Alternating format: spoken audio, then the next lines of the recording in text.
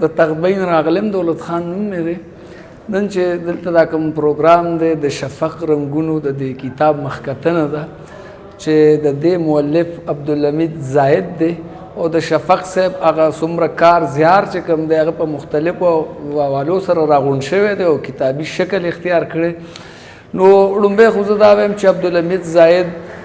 د خپلو بچو هغه رزق نیم کړی دی او نیم یې چې خپلو بچو ته ورکړی او نیم یې د پښتو ادب د پښتو ژبې د ودې دپاره هغه وقف کړی دی او هغه د یوازې د شفق رنګونه نه چې د دې نه مخکې د قاضي اثر صاحب په ژوند باندې د در یتیم په نوم یو کتاب او دغه شان د هغې نه مخکې د سلیم راز صاحب د سریزو یو کتاب چې کوم دی هم چاپ کړی دی. نو موږ نور هم امید کوو چې عبدالحمید له د خدای پاک عمر او وس طاقت دواړه ورکړي چې دغه شان دا سلسله جاري وساتي.